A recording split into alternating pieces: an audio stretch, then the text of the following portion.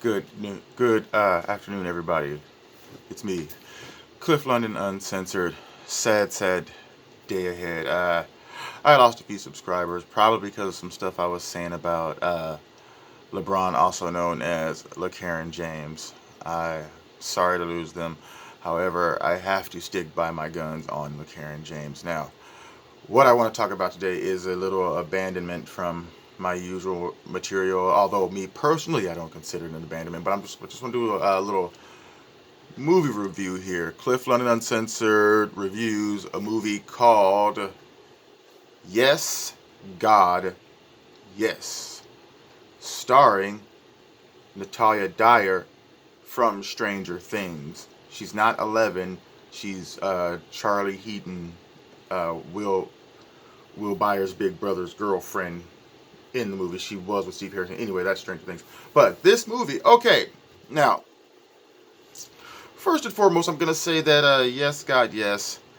Uh, I'm going to start by saying there are some positives, but let's really get into it here. So, yes, God, yes is set in, I believe, the late '80s, early, actually, no, early 2000s. I would say probably early 2000s, actually, yeah, because there was a AOL. Um, so probably late '90s, early 2000s.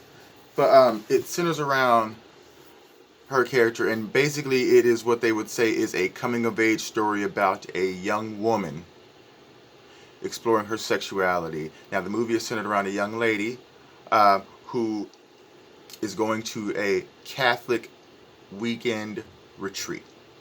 She's in high school. The main thing centers around basically the main plot of the story basically is her exploring her sexuality. They hit on everything from having her, and keep in mind this is the character I believe is supposed to be 16. Now, it's not as bad as Cuties because that actress Natalia Dyer is actually in her early 20s, and quite honestly, the scenes in question to me weren't gratuitous. It just seemed that they were misplaced and contrived. Anyway, so basically, she is a young lady in Catholic school and going through the identity crisis. She doesn't know if she is what sexuality she is really. Um, now, again, I didn't hate the movie, and I don't want to give away the plot because I don't want to give away any of the things that I want you guys to discuss in the comment section about this movie. But back to what I was talking about is that basically my slight issue with the film is that it kind of bordered on the line of being a kind of indie American pie, and though I have never been a 16-year-old girl. I if 16-year-old girls acted the way that this character portrays, I mean the way that this film portrays 16-year-old girls. Again, I'm just saying all I can speak on is my own meandering experience. I'm just going to say that like I don't remember them being so uh, easy. Um, and I think that's where the movie's main downfall is. Again, I didn't hate the movie, but I would say that it's something that goes on with this culture and this attempt to say, because what I get where the director was going, saying that, hey, women can feel the same way and be oversexed just like men. Yes, I agree. I just don't think that the writing hit the mark, despite uh, this actress's wonderful performance as the lead character, because she's always I've liked her work so far, so she's not the issue. But again, it seemed to me that they were more obsessed with having her character do things that they think that boys of that age think. They were more obsessed with her acting as male about her sexuality as possible, as opposed to, again, it's not for me to say how a uh, female actor. I'm not saying it. I'm just saying the vibe that I got, because as a man, um, as going through puberty. It was kind of like they were putting it that way, and I just don't ever remember. I'm like, really? There's a scene where she's staring at the hairy arms of her youth instructor at this summer camp, for example, uh, and all of a sudden, out of the blue, she makes a move on this guy, and he's into it, breaks away. Oh my God, what are you doing? He has a boner, and it's supposed to be slapstick comedy. He knocks it down. I'm thinking to myself, like, wow, if he had done that to her, if he had just went on impulse and done that to her, that would have been considered sexual harassment. He made a pass at. I mean, I think that he was significantly older too, because he was a senior, and I think she was a sophomore. Of course, it probably could be condoned as statutory or anything like that. But I'm just saying that it was more like that. That was really something that, I don't. It was weird that she did that, and then the resolution of it was later on, and it's not the end, so I'm not giving away any Easter eggs here. Is that she just was like, "Sorry, it won't happen again," and he was like, "Okay," and she's like, "Hug," and he's like, "Sure," sideways hug, and I'm just going. Ugh. Now, I didn't expect the male character to be all bent out of shape, and our psyche is not the same way, so that wasn't my issue. My issue was that because it was her trying to doing the advances, it wasn't they kind of batted an eye at the conduct. You know what I mean? And there are also a lot of things where, okay, so she uses a few different things in the movie to masturbate with. They don't show it. It's not like a porno. It's suggested. Uh, However, you know what's going on, and it's always strange to you. It's like, okay, so now, on one hand, you have the female director of the feminist movement talking about the sexualization of women, but then they have like these scenes with this young lady grinding on a broomstick, using a massager, using the the buzz the buzz feature, the vibrating feature on the cell phone. She's that sex that anything that vibrates near it, she goes crazy. And I'm like, again, I watched it on the basis of what the fuck do I know about being a teenage girl, of course. But it just seemed to me that I've watched so many movies in my lifetime, and I've watched the American Pies, and I've watched the Sex Education, the Wet Hot American Summers, and this was just kind of an indie, a smaller version of those. And I understood that this is supposed to be funny. And it did get slight chuckles from me. Like I said, I didn't completely hate this film, but I'm just going to myself like, okay, it wasn't very authentic to me in the sense that it's like, oh, they're just going off, this is this is just kind of reminiscent of Jason Biggs with the pie, stuff like that, because those were, again, supposed to be teenagers as well. Of course, they're not teenagers in real life, or else there'd probably be all kind of lawsuits about them working in that, working with that type of material. But I've been saying that, so it was a lot of, I felt a lot of dilemmas as an audience member looking at it, because it's like, okay, this is supposed to be funny, but at the same time, should I be cool with watching maybe it's because I'm about to be a father soon, but am I cool with watching a teenage girl do this? It was, like I said, it wasn't, I didn't think that it was done distasteful. I didn't think that it was pornographic, but I still thought that, like, am I supposed to be on, like, should I be laughing? This is still a teenage girl here that I'm, and there's some people out there that say, oh, well, you can't deal with it. No, it's not that. It's just that me personally as an audience member, didn't really,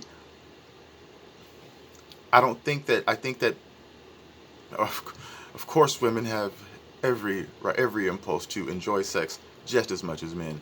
The issue here is that doesn't mean that enjoying it to its fullest is acting like a man.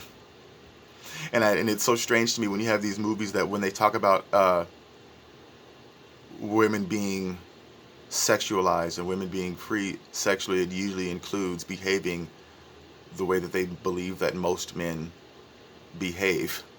It always goes back to that, it always does. And I'm like, well, yeah. So that's just kind of where it left me now. Aside with, there were a lot of positive things. I mean, again, uh, there was some great moments. Again, I think a lot of this was due to a few good performances, but the most notable one was probably, again, Natalia Dyer, the main character. Like I said, her performance was great in the movie, and you can get past the little cheap snippets of a little bit of sprinkle of this from the 90s, sprinkle of that from the 90s, a little bit of raunch teenage humor here, a little bit of raunch teenage humor there. And, you know, there is some point in this movie where, because religion doesn't have the answers that she's looking for, making sexual advances towards the youth camp counselors doesn't have the answer she's looking for, vaguely kind of sort of staring at another teen breast through a t-shirt doesn't have the answer she's looking for. So somehow at some point in the movie she ends up just having to walk off campus and ends up at a bar, and she walks into said bar, and this isn't, I'm not going to tell you where this appears, but the bar is first of all, there's no door person, but the bar is a lesbian bar. I mean, to the stereotypical T, by the way. There's not one lipstick in the bunch. I mean, they got the leather jacket, if a straight person did this, they'd be called stereotypical and an ist and an ism and all that stuff. But anyway, they end up knowing she's down there from the street, and they say, she orders a wine cooler, and they look at each other like, we know she's a kid and from there, and they're just like,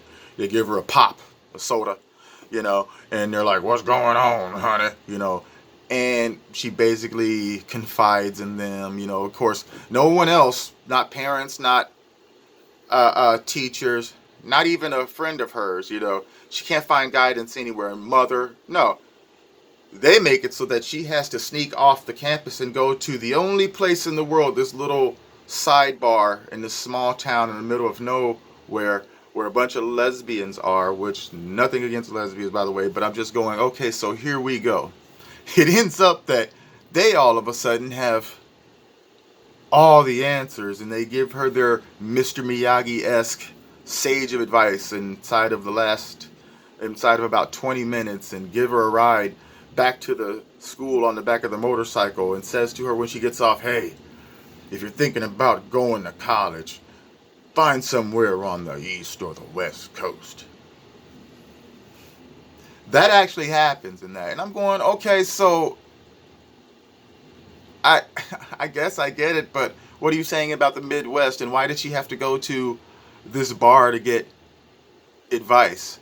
Again, I don't know, I purposely didn't research the director to see if she was lesbian, but it just always is like, why? I don't understand, when you have a good story, you could have went any way with that, but you have to inject something like that. And I don't get why. I will never, ever, ever understand about these people why your sexual preference would make you any sort of sage or any wiser than someone else who prefers men, or someone else who prefers women and men. I mean, I don't get why it's always like, when this movie, this is the part that, the teenage masturbation with objects, and the thought that to get real advice about the world, you have to go to a lesbian bar, which they didn't card you. All in all, positive things. The movie was funny. There was, my wife and I got a few chuckles out of it, but I couldn't help being bothered by the things that I just expressed that bothered me. A bit contrived. Again, a bit. Didn't feel that I was hit over the head, but I guess the real thing is, what I want to know now is what you all think. The movie is called Yes, God, Yes. It's on Netflix. It's starring Natalia Dyer from Stranger Things. Again, her performance kind of makes it bearable. On a scale of 1 to 10, I'm going to give this movie, actually not even a 1 to 10, we'll do A, B, and C, D, E, F, G, and so forth. I'm going to give this movie a strong C minus.